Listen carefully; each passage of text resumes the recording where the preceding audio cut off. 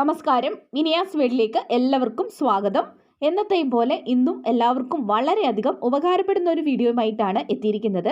അതുകൊണ്ട് തന്നെ എല്ലാവരും വീഡിയോ ഒന്ന് സ്കിപ്പ് ചെയ്യാതെ മുഴുവനായിട്ട് കാണാനായിട്ട് ശ്രമിക്കുക. നമ്മുടെ ചാനൽ ഇതുവരെ സബ്സ്ക്രൈബ് ചെയ്തിട്ടില്ലെങ്കിൽ സബ്സ്ക്രൈബ് ചെയ്ത് ബെല്ലൈക്കൺ കൂടി ഒന്ന് എനേബിൾ ചെയ്ത് വെച്ചേക്കുക. എങ്കിൽ മാത്രമേ നെക്സ്റ്റ് വീഡിയോ ഇടുമ്പം നിങ്ങൾക്ക് കറക്റ്റായിട്ട് നോട്ടിഫിക്കേഷൻ കിട്ടത്തുള്ളൂ. അപ്പോൾ നമുക്കിനി ഒട്ടും സമയം കളയണ്ട, നേരെ വീഡിയോയിലേക്ക് പോകാം. Tip number 1.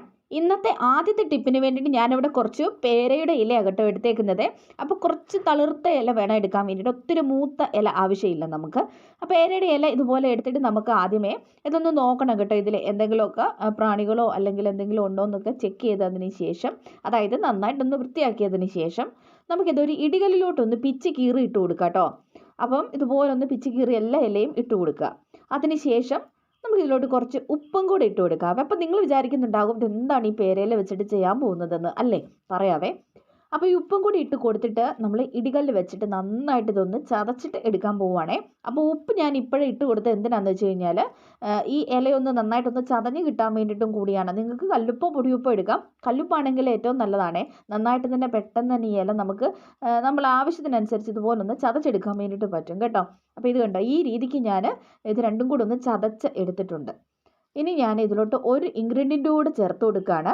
വേറൊന്നുമല്ല, ഒരു 4 ഗ്രാമ്പുവാണ് ചേർത്ത് കൊടുക്കുന്നത്. ഗ്രാമ്പു നന്നായിട്ടൊന്നും അങ്ങ് ചതയേണ്ട, ഒന്ന് പൊട്ടി കിട്ടിയാൽ മാത്രം മതിയേ. അപ്പോൾ ഇത് കണ്ടോ, ഇതുപോലെ ഞാനതെല്ലാം ഒന്ന് സെറ്റ് ചെയ്തിട്ട് എടുത്തിട്ടുണ്ട്. കണ്ടല്ലോ. ഇനി നമുക്ക് വേണ്ടത് ഒരു പാനാണ്. അതിലോട്ട് ഞാൻ 2 ഗ്ലാസ് വെള്ളം കൂടി ഒഴിച്ച് കൊടുക്കുന്നുണ്ട് കേട്ടോ. എന്നിട്ട് നമ്മൾ ഈ ചതച്ച് വെച്ചിരിക്കുന്ന ഈ ഒരു സംഭവം ഇതിലേക്ക് ഇട്ട് കൊടുക്കുകയാണ്. എന്നിട്ട് ഈ വെള്ളം നമുക്ക് 2 ഗ്ലാസ് എന്നുള്ളത് 1 ഗ്ലാസ് ആക്കിയിട്ട് നന്നായിട്ടൊന്ന് തിളപ്പിച്ച് വറ്റിച്ച് എടുക്കണം കേട്ടോ. ഇത് എന്തിനാണെന്ന് പറയാട്ടോ, നമ്മുടെ ശരീരത്തിൻ്റെ ആരോഗ്യം നമ്മൾ എങ്ങനെയാണോ ശ്രദ്ധിക്കേണ്ടത് അതുപോലെ തന്നെയാണ് ഓരോരുത്തരുടെയും വായുടെ ശുചിത്വവും അല്ലേ? നമ്മുടെ വായുടെ ശുചിത്വത്തിൽ നമ്മൾ എത്രമാത്രം ശ്രദ്ധിക്കുന്നുണ്ട്, അത് നമുക്ക് മറ്റുള്ളവരോട് സംസാരിക്കുമ്പോൾ തന്നെ നമുക്കത് അറിയാൻ വേണ്ടിയിട്ട് പറ്റും. വായ്നാറ്റം ഇന്ന് ഒട്ടുമിക്കവരെയും അലട്ടുന്ന ഒരു വലിയൊരു പ്രധാന പ്രശ്നമാണ് അല്ലേ? ഈ വായ്നാറ്റം കാരണം മറ്റുള്ളവരോട് അടുത്ത് ഇടപഴകാൻ വേണ്ടിയിട്ട് മടി കാണിക്കുന്നവരുണ്ട്. അപ്പം അങ്ങനെയുള്ളവർക്കുള്ള ഒരു ആശ്വാസമാണ് നമ്മൾ ഇന്നിപ്പോൾ ഈ ചെയ്തുകൊണ്ടിരിക്കുന്നത്. ഇതിപ്പം നമ്മൾ ഇതുപോലൊന്ന് വറ്റിച്ച് കുറുക്കി എടുത്തിട്ടുണ്ട് കേട്ടോ. ഇനി ഇതൊന്ന് തണുക്കണം. തണുത്തതിന് ശേഷം നമുക്കത് അരിച്ചും കൂടെ എടുക്കണം.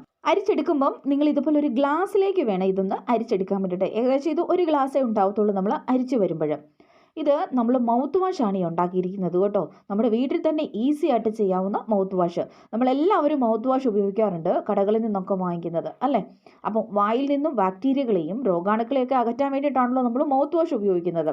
അപ്പം നമുക്ക് വീട്ടിൽ തന്നെ സിമ്പിളായിട്ട് കുറച്ച് അധികം നാൾ കേടുകൂടാതെ ഇരിക്കുന്നതായ മൗത്ത് വാഷ് ഇതുപോലെ ഉണ്ടാക്കിയെടുക്കാൻ പറ്റുമെങ്കിൽ പിന്നെ കടകളിൽ നിന്ന് നമ്മൾ മൗത്ത് വാഷ് വാങ്ങിക്കേണ്ട ആവശ്യം നമുക്ക് ഇല്ലല്ലോ. ഞാനിപ്പം മൗത്ത് വാഷിൻ്റെ പഴയൊരു കാലി ബോട്ടിലാകട്ടോ എടുത്തേക്കുന്നത്. ഇതിനകത്തോട്ട് തന്നെയാണ് ഞാൻ ഈ മൗത്ത് വാഷ് ഒഴിക്കുന്നത്. അപ്പോൾ ഇതുപോലൊന്ന് പ്രസ് ചെയ്ത് പിടിച്ചിട്ട് ഇതുപോലൊന്ന് നമ്മൾ ഗ്ലാസ്സിലോട്ട് ഒഴിച്ചത് കൊണ്ട് തന്നെ ഇങ്ങനെ ഒന്ന് മുക്കി പിടിക്കുകയാണെങ്കിൽ അത് തന്നെ കയറിക്കോളും.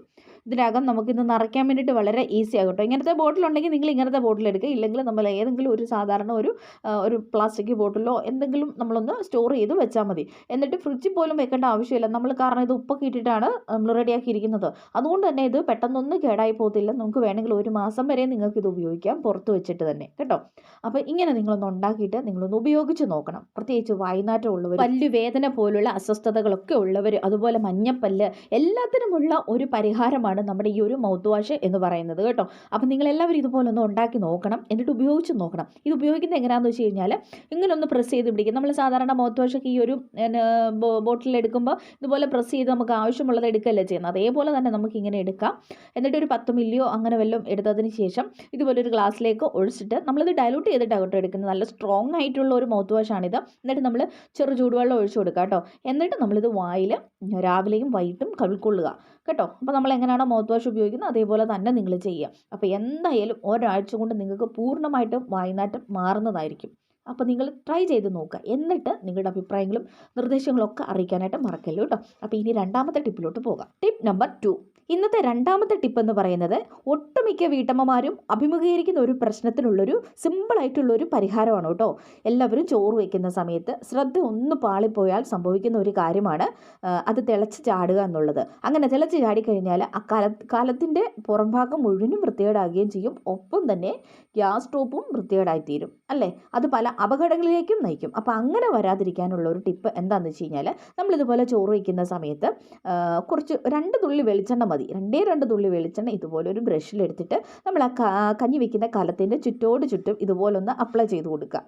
ഇങ്ങനെ നന്നായിട്ടൊന്ന് സ്പ്രെഡ് ചെയ്ത് കൊടുക്കുക. ഇത്ര മാത്രം മതി. ഇനി നമ്മൾ അടച്ചു വയ്ക്കുന്നു. ചോറ് തിളച്ച് വരുമ്പം ഒറ്റ തുള്ളി വെള്ളം പോലും വെളിയിലേക്ക് പോകത്തില്ല. ഞാനത് കാണിക്കാം. ഇതുണ്ട്, ഇപ്പോൾ ചോറ് തിളച്ചിട്ടുണ്ട്, പക്ഷേ ഒട്ടും വെള്ളം പുറത്തേക്ക് പോയിട്ടില്ല.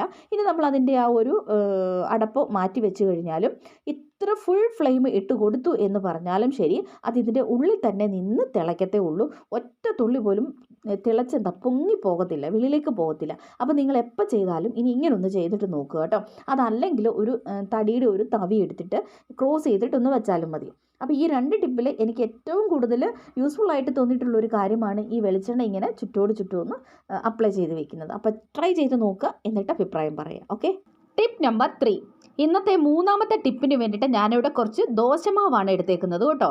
അപ്പം ഇത് ദോശയൊക്കെ ഉണ്ടാക്കി അവസാനം മിച്ചം വരുന്ന ആ ഒരു കലത്തിലൊക്കെ പറ്റിപ്പിടിച്ചിരിക്കുന്ന മാവുണ്ടല്ലോ, അതാണ് ഞാൻ ഈ എടുത്തേക്കുന്നത് കേട്ടോ. നല്ല പുളിയുള്ള ദോശമാവാണെങ്കിൽ ഏറ്റവും നല്ലതേ. ഇനി ഇതിലോട്ട് ഞാൻ കുറച്ച് ഹാർപ്പിക്ക് ഒഴിച്ചു കൊടുക്കുകയാണ്. അപ്പോൾ ഇതാ കുറച്ച് മതി. ഇനി നല്ലതുപോലെ എല്ലാം കൂടെ ഒന്ന് മിക്സ് ചെയ്തിട്ട് എടുക്കാം കേട്ടോ. നമുക്കറിയാം ദോശ ഉണ്ടാക്കാൻ മാത്രമല്ല ഇത്, ഒരുപാട് ഉപയോഗങ്ങളുണ്ട് നമുക്ക് ദോശമാവ് വെച്ചിട്ട് കേട്ടോ. അപ്പോൾ 1-2 ഞാൻ നിങ്ങളെ കാണിച്ചു തരാം. ഇതുപോലെ നന്നായിട്ടൊന്ന് മിക്സ് ചെയ്യുക കേട്ടോ. അപ്പോൾ ഇനി നമുക്ക് വേണ്ടതുണ്ടല്ലോ, ഇത് കണ്ടോ, ഇതേപോലത്തെ പാത്രങ്ങളൊക്കെ നിങ്ങളുടെ കിച്ചണിൽ എന്തായാലും ഉണ്ടാവുമല്ലോ. ഇതുപോലുള്ള പാനുകൾ, അതുപോലെ കുക്കർ, ഇതിൻ്റെ അടിയിൽ ഇതുപോലുള്ള കറകളും കരിയും ഒക്കെ പിടിച്ചിട്ട് നമ്മൾ സാധാരണ ഇതെന്നും വാഷ് ചെയ്യുന്നതാണ്. എന്നാൽ ഇതൊന്നും അങ്ങനെ പോവാറില്ല നമ്മൾ സാധാ നിലയിൽ കഴുകിയിട്ടുണ്ടെങ്കിൽ. ഇപ്പോൾ ഡിഷ് വാഷൊക്കെ ഉപയോഗിച്ചിട്ടാണ് നമ്മൾ കഴുകുന്നത് അല്ലേ. എന്നാലും ഈ ഒരു സംഭവം പോവാറില്ലല്ലോ. അപ്പം ഇത് കുറേ ആയിക്കഴിഞ്ഞാൽ, ഒരുപാടായി കഴിഞ്ഞ് കഴിഞ്ഞാൽ പാത്രമാകെ വൃത്തികേടാകും. പിന്നെ ഇത് നമുക്ക് കളയാനും വലിയ ബുദ്ധിമുട്ടായിരിക്കും.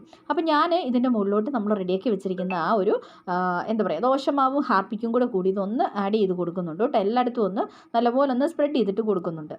നന്നായിട്ടൊരു സ്പൂൺ വെച്ചിട്ട് ആ ഒരു കരിയും അഴുക്കൊക്കെ പറ്റി പിടിച്ചിരിക്കുന്നിടത്ത് നന്നായിട്ടൊന്ന് ആക്കി കൊടുക്കുക. അതുപോലെ തന്നെ ഞാൻ ഈ കുക്കർ കണ്ട ഇതിലും ഞാൻ ആക്കി കൊടുക്കുന്നുണ്ട് കേട്ടോ. ഇത് കുറച്ച് നന്നായിട്ട് കഴുകിയതാണ്, എന്നാലും കുക്കറിൻ്റെ ഹാർഡായിട്ടാണ് ഇരിക്കുന്നത് ചെളിയെ. അപ്പോൾ ഇതുപോലെ ഇതും നന്നായിട്ടൊന്ന് എല്ലായിടത്തും ഒന്ന് ആക്കി കൊടുത്തിട്ടുണ്ട്. ഇനി നമുക്കൊരു 1/2 മണിക്കൂർ ഇതൊന്ന് റെസ്റ്റ് ചെയ്യാൻ വേണ്ടിയിട്ട് ഇവിടെ വയ്ക്കാം കേട്ടോ.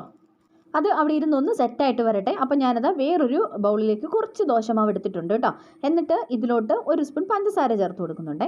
അപ്പോൾ നിങ്ങൾക്ക് പഞ്ചസാര വേണമെങ്കിൽ ചേർത്താൽ മതി. അതല്ലെങ്കിൽ തേനുണ്ടെങ്കിൽ 1 സ്പൂൺ തേൻ ഒഴിച്ചു കൊടുത്താലും മതി കേട്ടോ. ഇനി ഇതൊന്നും ഒഴിച്ചു കൊടുത്തില്ലെങ്കിലും കുഴപ്പമില്ല, ദോശമാവ് തന്നെയാണെങ്കിലും ശരി. നമുക്ക് നല്ല ഒരു ഫേസ് പാക്കാണ് ഈ ദോശമാവ്. അതായത് കെമിക്കൽ കോസ്മെറ്റിക്സിൻ്റെ ഒക്കെ ഉപയോഗം നമ്മളെ സഹായിക്കുമെങ്കിലും പലപ്പോഴും അത് പല പാർശ്വഫലങ്ങൾക്ക് ഇടയാക്കാറുണ്ട് അല്ലേ. അപ്പം കെമിക്കലിൻ്റെ അമിതമായ ഉപയോഗം കൊണ്ട് മുഖത്ത് കറുത്ത പാടുകളോ അല്ലെങ്കിൽ അങ്ങനെ എന്തെങ്കിലുമൊക്കെ ഇറിറ്റേഷനൊക്കെ ഉണ്ടാവാനുള്ള സാധ്യത വളരെയാണ്. അപ്പം നമുക്ക് സിമ്പിളായിട്ട് നമ്മുടെ കിച്ചണിൽ തന്നെയുള്ള ഈ ദോശമാവ് വെച്ചിട്ട് നമ്മുടെ ഡെഡ് സ്കിന്നൊക്കെ നമുക്ക് ഇത് വെച്ചിട്ട് റിമൂവ് ചെയ്യാൻ വേണ്ടിയിട്ട് പറ്റും. ഇങ്ങനെ ദോശമാവ് നന്നായിട്ടൊന്ന് എടുത്ത് എല്ലായിടത്തും ഒന്ന്, മുഖത്താണെങ്കിലും മുഖത്ത്, കൈകാലുകളിലാണെങ്കിലും അവിടെ, അല്ലെങ്കിൽ ദേഹം മുഴുവനാണെങ്കിലും അങ്ങനെ നിങ്ങൾക്ക് ചെയ്യാവുന്നതാണ് കേട്ടോ. കുളിക്കുന്ന സമയത്ത് ഇത് വെച്ചിട്ട് നന്നായിട്ടൊന്ന് സ്ക്രബ് ചെയ്യുകയാണെങ്കിൽ നമ്മുടെ സ്കിന്നിലെ ഡെത്ത് സ്കിൻ മുഴുവനും പോയിട്ട് നല്ല സോഫ്റ്റ് ആകും. അതുപോലെ തന്നെ നല്ല ബ്രൈറ്റ് ആയിട്ട് കിട്ടുകയും ചെയ്യും സ്കിന്ന്. അപ്പോൾ നിങ്ങൾ ഈ രീതിക്കൊന്ന് ട്രൈ ചെയ്തിട്ട് നോക്കാനായിട്ട് മറക്കല്ലോ കേട്ടോ. അപ്പോൾ നമ്മളിനി ആദ്യം വെച്ചിരിക്കുന്ന ഒരു പാത്രം എടുക്കുകയാണ്. അപ്പോൾ ഇത് ഇനി ഞാൻ സ്ക്രബ്ബർ വെച്ചിട്ട് നന്നായിട്ടൊന്ന് സ്ക്രബ് ചെയ്യാൻ പോവാം കേട്ടോ. അപ്പോൾ ഇത് കണ്ടോ, ചുമ്മാ ഒന്നിങ്ങനെ ഉരച്ച് കഴിയുമ്പോഴത്തേനും തന്നെ ആ അഴുക്കെല്ലാം പൂർണ്ണമായിട്ടും പോകുന്നുണ്ട് കേട്ടോ. അപ്പോൾ ഞാനത് നന്നായിട്ടൊന്ന് ഉരച്ച് എടുക്കുന്നുണ്ട്. കണ്ടോ, നല്ല അടിപൊളിയായിട്ട് തന്നെ പോയിട്ടുണ്ട് കേട്ടോ. ഞാനതൊന്ന് വാഷ് ചെയ്ത ശേഷം രണ്ടും കാണിച്ചു തരാം കേട്ടോ. അടിപൊളിയല്ലേ, നോക്കിക്കേ, നല്ലതായിട്ട് ഒന്നും തന്നെ അവിടെ അവശേഷിക്കാതെ നന്നായിട്ട് തന്നെ പോയിട്ടുണ്ട് അല്ലേ. കുക്കറിൽ കുറച്ചധികം ഉണ്ടായിരുന്നു, അതുകൊണ്ടാണ്. എന്നാലും കുറേയെല്ലാം നന്നായിട്ട് തന്നെ ക്ലീനായി കിട്ടിയിട്ടുണ്ട് അല്ലേ. അപ്പോൾ ഇതുപോലെ നിങ്ങളൊന്ന് ട്രൈ ചെയ്ത് നോക്കാൻ വേണ്ടിയിട്ട് മറക്കരുത്. ഇനി അവസാനത്തെ ടിപ്പിലോട്ട് പോകാം. Tip number 4. ഇന്നത്തെ ലാസ്റ്റത്തെ ടിപ്പാണ് കേട്ടോ. നമ്മുടെ വീട്ടിലെ ശല്യക്കാരായ എലികളെയും പല്ലികളെയും പാറ്റകളെയൊക്കെ നമുക്ക് ഈസി ആയിട്ട് അനായാസം തുരത്തി ഓടിക്കാൻ വേണ്ടിയിട്ട് പറ്റും കേട്ടോ. അത് നമ്മുടെ കിച്ചണിലുള്ള സാധനങ്ങളൊക്കെ വെച്ചിട്ട്. അപ്പോൾ അതെങ്ങനെയാണെന്ന് നോക്കാം കേട്ടോ. അപ്പോൾ ഇന്ന് ഞാൻ ഒരു ബൗളിലോട്ട് 2 സ്പൂൺ ഗോതമ്പ് പൊടി ഇട്ട് കൊടുക്കുന്നുണ്ട്. അതുപോലെ തന്നെ നല്ല എരിവുള്ള മുളക് പൊടി 1 സ്പൂൺ ഇട്ട് കൊടുക്കുന്നുണ്ട് കേട്ടോ. ഇനി നമുക്ക് വേണ്ടതുണ്ടല്ലോ പാരസെറ്റാമോളിൻ്റെ ടാബ്ലറ്റ് ആണ്. അപ്പോൾ ഒരു 2-3 എണ്ണം നിങ്ങൾക്ക് എടുക്കാം കേട്ടോ. പാരസെറ്റാമോൾ എടുക്കുന്നതായിരിക്കും ഏറ്റവും നല്ലത്. വേറെ ഏതെങ്കിലും കണ്ടൻറ്റ് ഉള്ളതാണെങ്കിൽ അത്ര എഫക്റ്റ് ആകത്തില്ല.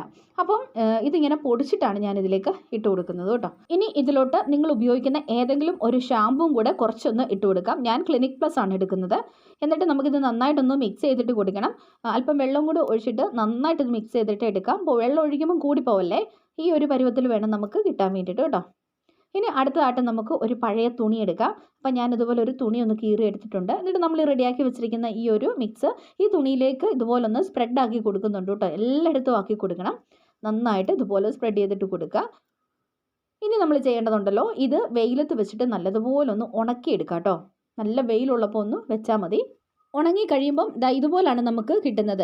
ഇതൊരു സിസർ വെച്ചിട്ട് ചെറുതായിട്ട് കട്ട് ചെയ്ത് നമുക്ക് എടുക്കാം. എന്നിട്ട് ഇത് നമുക്ക് ഒരു ബോക്സിൽ അടച്ച് വയ്ക്കുകയാണെങ്കിൽ നമുക്ക് ആവശ്യമുള്ളപ്പോൾ എടുക്കാൻ വേണ്ടിയിട്ട് പറ്റും കേട്ടോ. ഇത് സ്റ്റോർ റൂമിലൊക്കെ ഇതുപോലെ ഒന്ന് വെച്ച് കൊടുക്കാം. അതല്ലെങ്കിൽ ഇതുപോലെ എലി കാണപ്പെടുന്ന എലിമടയിലൊക്കെ ഇങ്ങനെ വെച്ച് കൊടുക്കുകയാണെങ്കിൽ തീർച്ചയായിട്ടും എലിക്ക് ഇഷ്ടമാണല്ലോ തുണിയൊക്കെ. നമുക്കറിയാമല്ലോ നമ്മുടെ തുണിയൊക്കെ എലി കരണ്ട് തിന്നാറുണ്ട്. അപ്പോൾ ഇതുപോലെ ഒന്ന് വെക്കുകയാണെങ്കിൽ എലി ഇത് കഴിക്കും. അതുപോലെ തന്നെ ഗോതമ്പ് പൊടിയുടെയൊക്കെ ആ ഒരു സ്മെല്ലും ഒക്കെ ആയി കഴിയുമ്പോഴത്തേക്കിനും എന്തായാലും എലി ഇത് കഴിക്കുന്നതായിരിക്കും. കഴിച്ചു കഴിഞ്ഞാൽ പിന്നെ എലിയുടെ കാര്യം തീർന്നു. കാരണം പാരസെറ്റാമോളൊക്കെ ഇതിൽ ആഡ് ചെയ്തിട്ടുണ്ടല്ലോ. അപ്പം ഇങ്ങനെ നമുക്ക് ഈസി ആയിട്ട് എലിയെ നമ്മുടെ വീട്ടിൽ നിന്നും ഓടിക്കാൻ വേണ്ടിയിട്ട് പറ്റും കേട്ടോ. അപ്പോൾ എല്ലാവരും ഇതുപോലെ ഒന്ന് ട്രൈ ചെയ്തിട്ട് നോക്കുക. എന്നിട്ട് നിങ്ങളുടെ അഭിപ്രായങ്ങളൊക്കെ അറിയിക്കുക കേട്ടോ. അപ്പോൾ ഇതുപോലെ വീണ്ടും നമുക്ക് കാണാം. അതുവരെ എല്ലാവർക്കും താങ്ക്സ് ഫോർ വാച്ചിങ്.